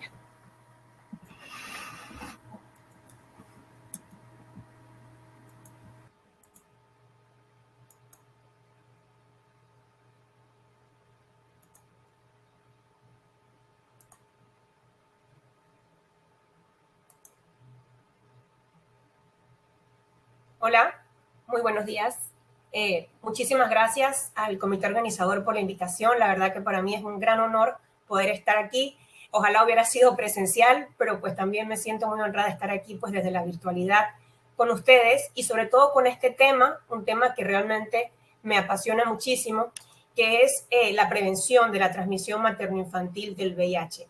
Y para comenzar, pues he puesto esta imagen casualmente de uno de los grupos indígenas de nuestro país, el grupo Nove Buglé, que vive en las montañas, cual ha sido uno de los más afectados pues, por esta pandemia en nuestro país. Para comenzar un poco, pues como soy la charla que habla sobre infecciones de VIH en este congreso, quise mencionar un poco sobre las estadísticas generales a nivel mundial, para recordar que para el año pasado, 2020, se presentaron 1.5 millones de nuevas infecciones por VIH a nivel global. Esto, si bien es cierto, corresponde a una reducción del 52% desde su pico más alto en 1997, podemos ver en esta gráfica, que la podemos encontrar en la página de ONU-SIDA, cómo se ha mantenido en los últimos años con una tendencia a una meseta con los números de casos nuevos. Es importante recalcar que cada semana alrededor de 5.000 mujeres entre 15 y 24 años se infectan. Y en el África subsahariana, de 6 de cada 7 nuevas infecciones en adolescentes de 15 a 19 años son mujeres. Esta gráfica es muy bonita y muy importante para nosotros, ya que nos compara el número de nuevas infecciones en niños versus el número de infecciones evitadas. Y así vemos que afortunadamente esta parte superior, la barra superior más clara, nos refleja el número de infecciones evitadas gracias a todas las estrategias que utilizamos para la prevención de la transmisión materno-infantil. Y se considera que para el año 2020 se evitaron 220.000 infecciones. Sin embargo, lamentablemente, todavía tenemos nuevas infecciones y hubo 150.000 casos nuevos de niños infectados para el año 2020, muy lejos del objetivo, que era tener aproximadamente 20.000 casos nuevos. Lo traemos aquí un poquito de los datos regionales. En nuestra región, Latinoamérica, tenemos 2.1 millones de personas viviendo con VIH y para el año 2020 hubo 100.000 nuevas infecciones, de las cuales 2.300 se presentaron en el grupo de 0 a 14 años. Aquí pude conseguir algunos datos sobre la transmisión perinatal en Ecuador y comentar un poquito de Panamá, gracias al apoyo de mi querida amiga y colega Greta Muñoz. Y para poder hacer la comparación, menciono un poco de la población general, ¿no? En Ecuador es un país que tiene aproximadamente 17.3 millones de habitantes, mucho más grande que nuestra población, que es de 4.1 millones de habitantes. Y lo que pude revisar del número total de nuevas infecciones por VIH, para el 2019, 4.320 y para el 2020, 3.823. Y con respecto a la transmisión perinatal, veo que van muy bien encaminados hacia esa eliminación de la transmisión materno-infantil que se logra cuando alcanzamos un porcentaje de transmisión menor del 2%. Para el 2019, si bien es cierto, no es que no hay casos de niños infectados, pues la transmisión sí está en 2.1%. Y para el 2020 se reportaron 13 niños positivos de 572 expuestos, teniendo un porcentaje de transmisión de 2.8%. O sea que van encaminados hacia esa disminución. En Panamá podemos ver que para el 2019, si bien son mucho menos expuestos perinatales, somos un país pequeño, tuvimos un porcentaje de 2.6% y veíamos que estábamos ya encaminándonos hacia alcanzar ese 2%. Sin embargo, lamentablemente, el año pasado tuvimos un 4% de transmisión materno-infantil y lamentablemente este año pues ya también hemos diagnosticado por lo menos 3 casos nuevos. Entonces, desde el 2010, la Organización Panamericana de Salud ha lanzado varias estrategias dirigidas a controlar esto. En el 2010 se lanzó la estrategia y plan de acción para la eliminación de la transmisión materno-infantil de VIH, que siempre va ligada también a la eliminación de la sífilis. Y el valor, no, como les decía, no es tener 0 infecciones, sino alcanzar una reducción de un 2% o menos. Y con una reducción de la incidencia de sífilis congénita de 0.5 casos o menos. Esto lamentablemente para el 2015 no se alcanzó, pero se sigue pues hacia esa estrategia. Y en el 2021, en marzo del 2021, en Ginebra, se lanzó una nueva propuesta que es poner fin a las desigualdades, acabar con el SIDA para el 2030, Global AIDS Strategy 2021-2026, Esta propuesta va dirigida sobre todo a las personas que no tienen acceso a los servicios relacionados con el VIH y poner fin a la amenaza del SIDA como problema de salud para el 2030. Entonces vemos, por ejemplo, en esta estrategia que involucra muchas secciones, en el área 3 va dirigida específicamente a la sección de la PTMI, ¿no? Que debe ser adaptada, integrada y diferenciada para mujeres y niños en áreas donde hay alta incidencia con VIH. Sabremos que reducir esta infección sería uno de los logros más importantes para las respuestas con el VIH. Hemos tenido un descenso importante, pero como los decía, se ha mantenido en una meseta, al igual que lo es la cobertura de la terapia antirretroviral para embarazadas. O sea, este es la parte principal, ¿no? Lo que logremos con las embarazadas es el efecto que vamos a ver en los niños. Si tenemos una buena cobertura de diagnóstico y de terapia en la embarazada, podemos alcanzar ese anhelado 2% y mucho menos, probablemente. Y lo vemos aquí entonces, dentro del documento, cuáles son los factores que afectan principalmente esa infección en el recién nacido. Esta fue una evaluación que se hizo a 21 países y vemos que la principal razón por la cual estos niños se infectan durante el embarazo es la falta de terapia durante el embarazo. Y obviamente para tener terapia tenemos que tener diagnóstico. Y la principal razón por la cual se infectan los niños durante la lactancia es porque la madre se infecta durante la lactancia. De hecho, en el año 2019, varios de nuestros casos fueron precisamente durante la lactancia, madres que estuvieron negativas durante el embarazo. Pero esto no es una utopía. ¿Se puede alcanzar esa eliminación? Pues sí, definitivamente. En el 2015, Cuba fue el primer país validado por la Organización Mundial de la Salud de haber alcanzado esta eliminación. En Ginebra, en 30 de junio del 2015, se declaró esta eliminación. Y vemos precisamente en estos datos que no fue porque no tuvieron 0 casos. Su tasa anual de sífilis congénita para el 2013 de 0.02 y la tasa de transmisión materno-infantil de 1.83. Pero no solamente hay que evaluar esto, también hay que evaluar los indicadores de cobertura. El porcentaje de embarazadas atendidas, de que conozcan sus datos, sus pruebas diagnósticas, que se realizan en su BRL y se les dé tratamiento dentro del tiempo establecido. O sea que sí lo podemos alcanzar. Y vemos que, pues no solo Cuba, ya varias islas del Caribe han logrado alcanzar esta eliminación. Vemos para el reporte del 2017, Anguila, Antigua y Barbuda, Bermuda, las Islas Caimán, Montserrat, San Kitts y Nevis también alcanzaron esta eliminación. Otros países a nivel mundial, las Maldivas, Sri Lanka, Tailandia, Armenia, también lo han logrado.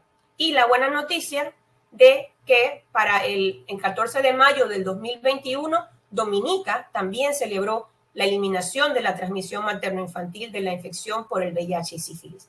Es por eso nosotros en Panamá estamos trabajando en conjunto con las organizaciones como Provicida y con el Programa Nacional de VIH, porque debemos plantearnos esto como un plan de país para los próximos años, antes del 2030, definitivamente. Entonces, recordando el efecto, los riesgos de la transmisión perinatal, si no se hace ningún efecto, si no se realiza ninguna estrategia durante el embarazo, hay un riesgo de 14 a 42% de la transmisión de madre a hijo. Antes de las 36 semanas del embarazo, entre un 5 y 10%, entre las 36 semanas y el parto, de 10 a 15%, y en la lactancia de un 5 a 20%. Es por esto que desde hace ya varios años las opciones de terapia recomendadas al recién nacido han cambiado según los factores de riesgo. Y es así que se dividen en 3 puntos. 1, hablamos de profilaxis antirretroviral, cuando se da uno o más medicamentos antirretrovirales a un recién nacido a quien no se ha confirmado la infección de VIH para disminuir el riesgo de infección. Ahora también se habla de la terapia preventiva o preemptive therapy, que es la administración de una combinación de 3 antirretrovirales a un recién nacido de alto riesgo que en alta probabilidad podría adquirir la infección por VIH.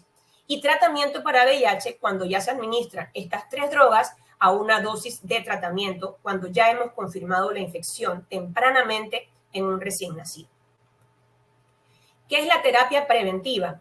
Esto está muy de boga ahorita mismo y es el inicio temprano de ese tratamiento eficaz contra el VIH. ¿Qué queremos alcanzar? La supresión viral temprana de ese bebé que podría incidir sobre los sitios santuarios, los famosos reservorios del VIH, que sabemos son células de CD4 latentes, que una vez se mantengan en esta sección, pues no podremos alcanzar la curación. Entonces, esto es hacia donde vamos dirigidos a través de esta terapia. También está dirigida a reducir la variabilidad genética, disminuyendo la resistencia del virus y modificando la respuesta inmunológica. Los estudios han demostrado que el inicio temprano de la terapia, menos de las 12 semanas versus después de las 12 semanas o al 1 o 2 años de vida, disminuye estos sitios reservorios para el VIH y el niño tiene una mejor respuesta. Entonces, considerando todos esos factores, ahora tenemos diferentes flujogramas para el tratamiento de estos niños expuestos perinatalmente al VIH. Tenemos el recién nacido de bajo, ¿quién es el de bajo riesgo? Es aquel niño hijo de una madre que se diagnosticó previo al embarazo o tempranamente. La madre recibió tratamiento durante todo el embarazo y, muy importante, una carga viral indetectable, menor de 50 copias cerca del parto y sin problemas de adherencia. A ese recién nacido podemos darle una profilaxis con un solo medicamento, con sidobudina, por 4 semanas.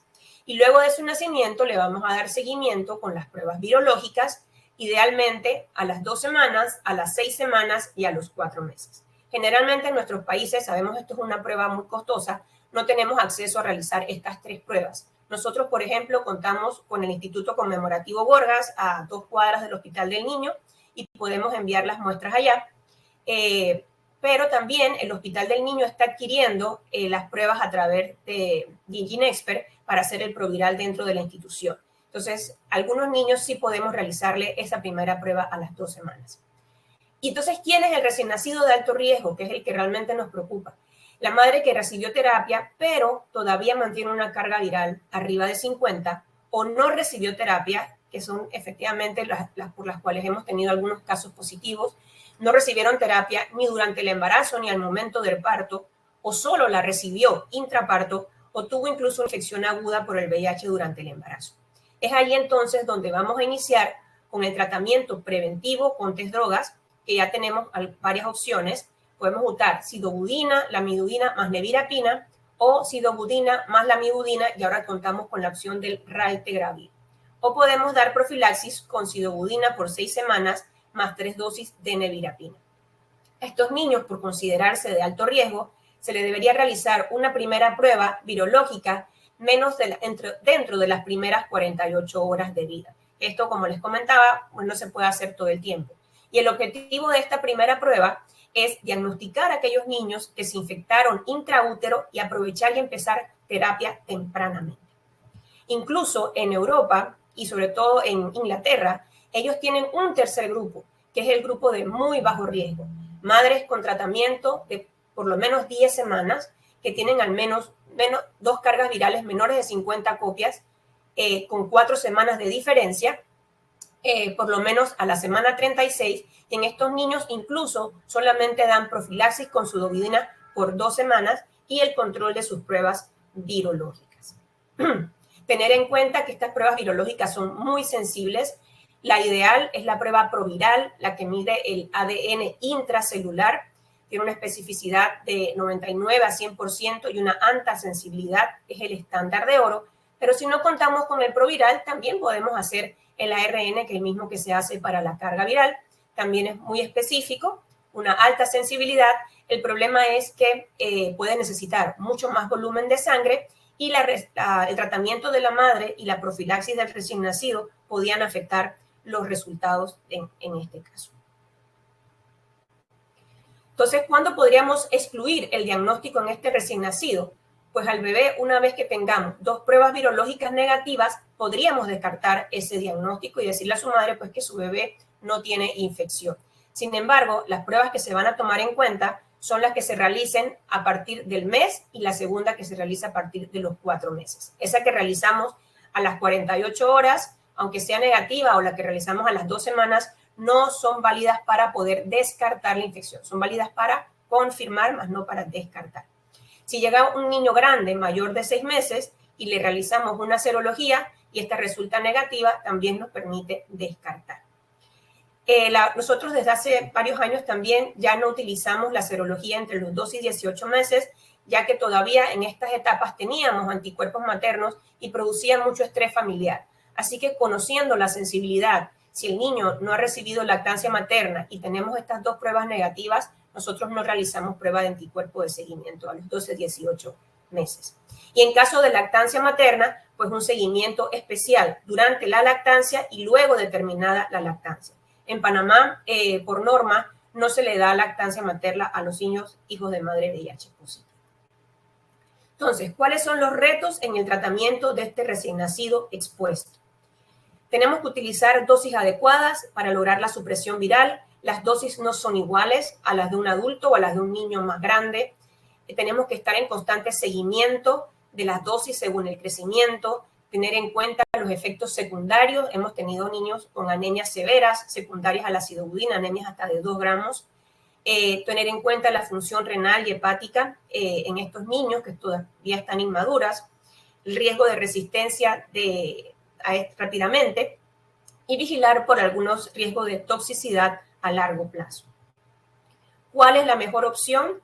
Bueno, desde ese estudio muy conocido de 1994, ¿verdad? El ACTG 076, en el cual se definió el beneficio de esa terapia para la prevención de la transmisión, pues han resultado muchísimos estudios. Por ejemplo, tenemos este estudio de Nielsen Science del New England Journal del 2012, en que se rolaron 1.684 recién nacidos expuestos de alto riesgo en América y Sudáfrica.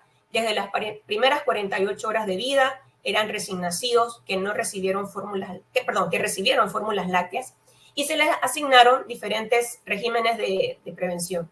Sidobudina por 6 semanas, sidobudina por 6 semanas más 3 dosis de nevirapina y sidobudina por 6 semanas más nelfinavir y limopramibudina.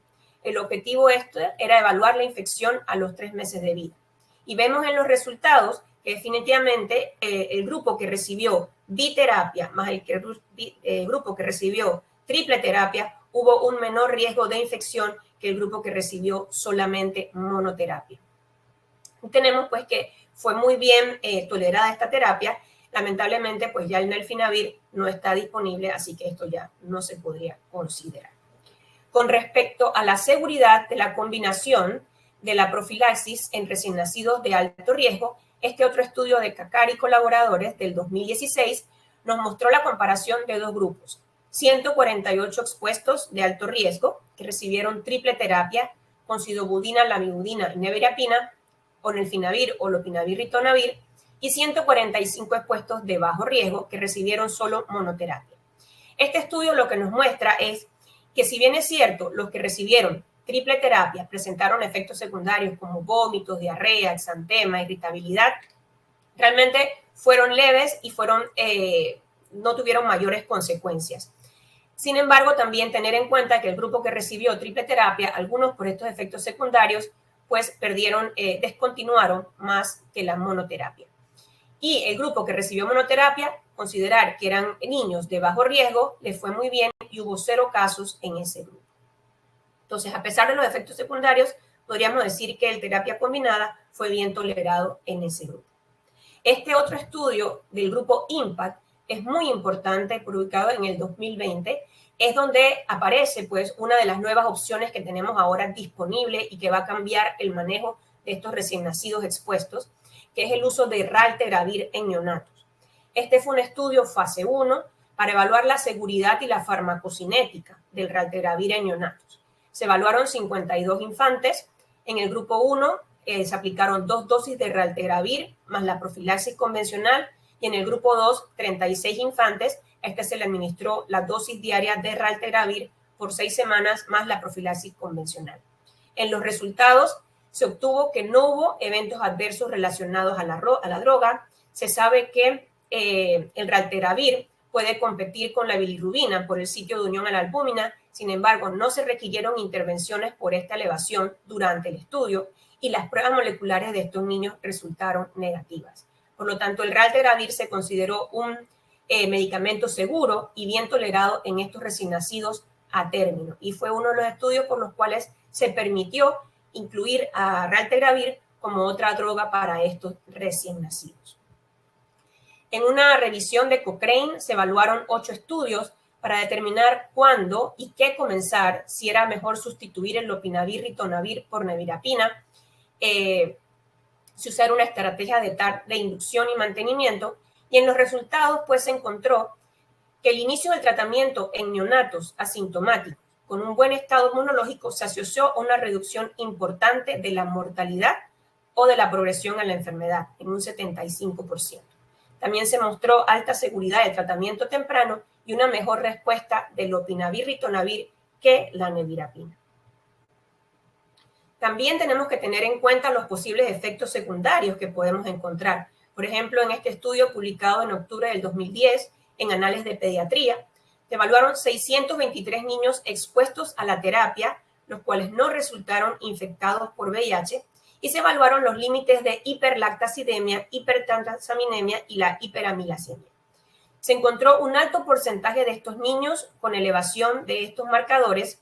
Sin embargo, no hubo mayor complicaciones a estas elevaciones, por lo cual no se ha determinado necesario que haya que estar midiendo estos valores a menos que los niños presenten algún signo o síntoma de esta elevación. Entonces, como hemos visto, pues múltiples estudios han tratado de abordar cuál es la mejor forma de tratar a estos niños y la eficacia de una terapia antirretroviral temprana. Entonces, sabemos que es un reto.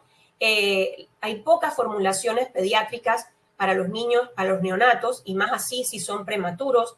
Últimamente tenemos muchísimos problemas para obtener la nevirapina. De hecho, les puedo decir que en Panamá nunca hemos tenido nevirapina. Además de que no es la mejor opción, es una opción subóptima. Afortunadamente ahora contamos con las nuevas opciones, el raltegravir, pero solamente podemos utilizarlo en recién nacidos a términos, mayor de 37 semanas y con un peso de 2 kilos. Fue aprobado por la FDA en noviembre del 2017. El lopinavir ritonavir se puede utilizar en mayores de 42 semanas postmenstrual de la madre y mayor de 14 días postnatal. Y también tenemos ahora la opción del dolutegravir, tabletas dispersables de 5 miligramos, pero solamente lo podemos utilizar a partir de infantes con 4 semanas de edad y peso de 3 kilos. Este fue aprobado en diciembre del 2019. Y en esta tabla pues les traigo, realmente para pretérmino solamente tenemos 3 opciones: la acidobudina, cuando son muy pequeñitos, y a partir de las 32 semanas ya podemos incluir la mibudina y nevirapina. Y para los recién nacidos a términos tenemos la opción de entricitabina, raltegravir, lopinavir ritonavir y a partir del mes de edad dolutegravir. Tener en cuenta que para lopinavir y ritonavir, en lugar de la suspensión, el líquido que puede tener altos niveles de alcohol, 42% de alcohol, tenemos la opción de las pellets, las tabletas, que son termoestables y se pueden utilizar a partir de los 14 días. Para el raltegravir, tener en cuenta que tiene una eliminación prolongada y altamente variable en los primeros días de vida.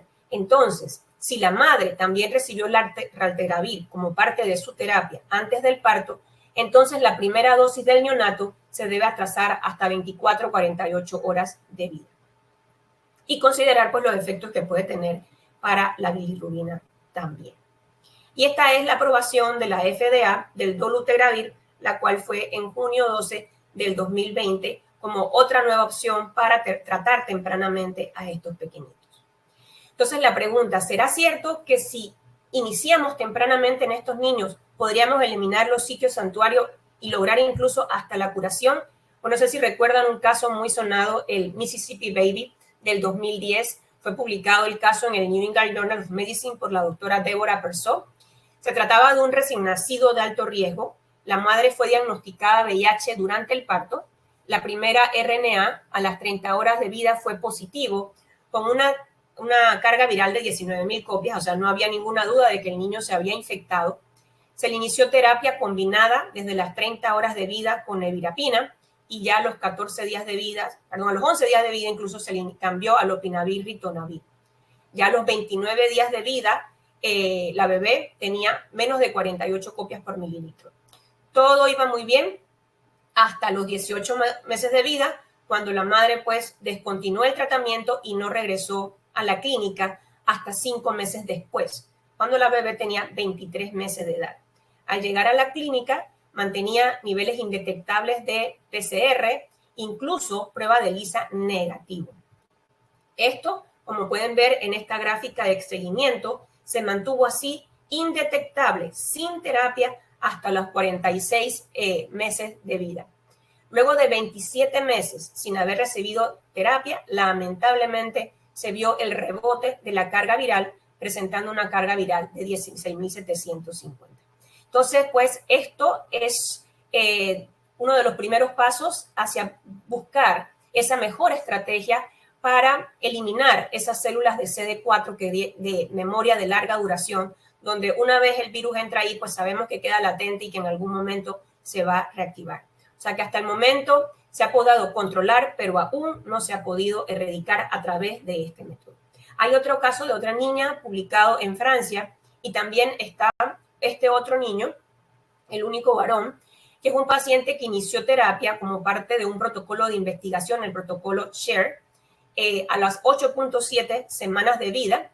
Inició con sidobudina, lamivudina, lopinavir, ritonavir, y luego de 9 meses de tratamiento, como estaba establecido en ese protocolo, se suspendió el tratamiento. Y después de 8.5 años de haber suspendido el tratamiento, el paciente se ha mantenido con altos niveles de CD4, bajos niveles de carga viral, incluso anticuerpos anti-VIH negativos y asintomáticos. Pero sabemos que el virus está allí, ya que las cargas virales, aunque son menores de 50, cuando se aplican pruebas de alta sensibilidad, se detectan 6.6 copias por mililitro del virus. O sea que estamos bien dirigidos y hay que buscar la forma. Entonces, esto es lo que le presentaba, cuál es la meta, así como lo dijo esta niña, Webet Sylvia Taylor, una nigeriana expuesta a VIH porque su madre era positiva, que en el 2010, a los 11 años de edad, se dirigió a los líderes mundiales en Nueva York para compartir los progresos realizados hacia los objetivos del milenio, en ese momento para el 2015. Y ella presentaba que ningún niño debe nacer con VIH, ningún niño debe quedar huérfano a causa del VIH y ningún niño debe morir debido a la falta de acceso al tratamiento. Entonces, como vemos aquí, para prevenir la transmisión materno-infantil, es importante que todos pongamos un poquito de nuestra parte, trabajar a nivel comunitario a través de los programas de PTMI, reactivar estos programas. Esta gráfica me gustó mucho, la encontré en la página del CDC, donde vemos la importancia de coordinar todas las clínicas, la parte psicosocial, una prueba universal, trabajar con la comunidad, ir en búsqueda de todas las embarazadas para asegurarnos que todas tienen una prueba de VIH y de sífilis también, involucrar no solamente a la embarazada, sino a su pareja en estos laboratorios, facilitar los servicios clínicos, apoyo de los pares, incluso activar mecanismos de recordatorio por celular. Sé que hay algunas estrategias de ONUCIDA dirigidas a la adherencia de los adultos que están en tratamiento a través de recordatorios de celular, mejorar las transferencias a las clínicas y hacer una revisión de todos esos casos en los cuales hemos fallado, por ejemplo, como los presentaba, esos 10 casos que tuvieron en el 2019, nosotros, esos 7 casos que tuvimos, y es el plan que tenemos, ¿no? Revisar cada uno de esos casos, ver en qué fallamos y ver cómo podemos mejorar para eliminar esas brechas que tenemos en el manejo de esta esperanza, ¿no? Entonces, nosotros, pues aquí les muestro las actividades que realizamos, trabajamos en conjunto con la organización Aid for AIDS. Ellos les dan actividades a los niños, pues, y nos apoyan con charlas también allí en el grupo. Y este es el grupo de trabajo del Hospital del Niño. Si bien no solamente trabajamos por los niños, también aprovechamos un rato para divertirnos. Muchas gracias.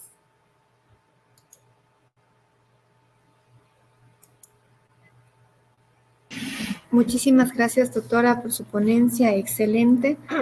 Experiencias también muy buenas que nos han ayudado a comprender mucho el panorama de Panamá, también los datos de Ecuador y a nivel mundial. Tenemos unas preguntas, por favor, si nos puede ayudar. La primera es, ¿cuál es el tratamiento recomendado en el niño prematuro extremo en estado crítico o aquel prematuro que no tiene la posibilidad de vía oral? Sí, afortunadamente contamos con la sidobudina intravenosa.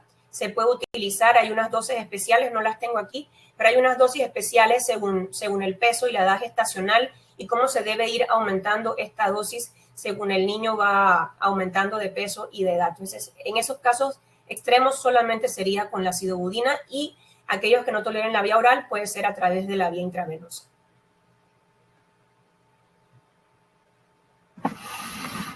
Dora, qué gusto. Muchas gracias por aceptar nuestra invitación. Excelente tu presentación. Tengo otra pregunta para ti. En madres que han tenido en el tercer trimestre falla virológica, ¿cuál es la recomendación sobre el uso profiláctico del Raltegravir? ¿Para el niño o para la madre? Para el niño.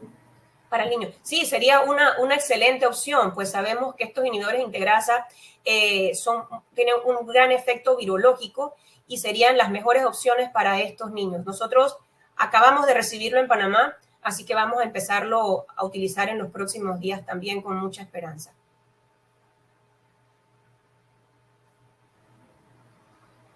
Muchísimas gracias. Otro comentario, sí. Y también pues tenemos la opción de a todos estos niños, en realidad los recién nacidos que nos resultan positivos, les hacemos genotipaje para ver si hay transmisión de resistencia de la madre al niño, que también es una muy buena estrategia. Perfecto, doctora, muchas gracias. Y la última pregunta, ¿cuál es el tratamiento que usted recomienda al neonato que tiene padres serodiscordantes, el papá positivo y mamá negativa? Bueno, si la madre es negativa, recordemos que el tratamiento del niño va a depender de la madre. Si la madre es negativa, no hay indicación para darle tratamiento a ese recién nacido porque no hay transmisión. Lo ideal en esa madre es hacerle precisamente un proviral, que es una prueba altamente sensible para ver si está infectada. Damos recomendaciones a la madre sobre pues, la lactancia, las relaciones sexuales, la prevención, va dirigido a eso. Si por algún motivo vemos que ella no se va a adherir a nuestras recomendaciones, entonces se le puede aconsejar pues, no lactancia materna o dar el seguimiento cercano a esas pruebas de diagnóstico para la madre. No hemos utilizado terapia profiláctica en niños hijos de madres negativas. Muchísimas gracias, Dora, por tu excelente presentación y estas respuestas tan acertadas, y a todos nuestros conferencistas de este módulo. Muchas gracias, un abrazo a todos, tendremos un receso y continuaremos con esta sala. Muchas gracias.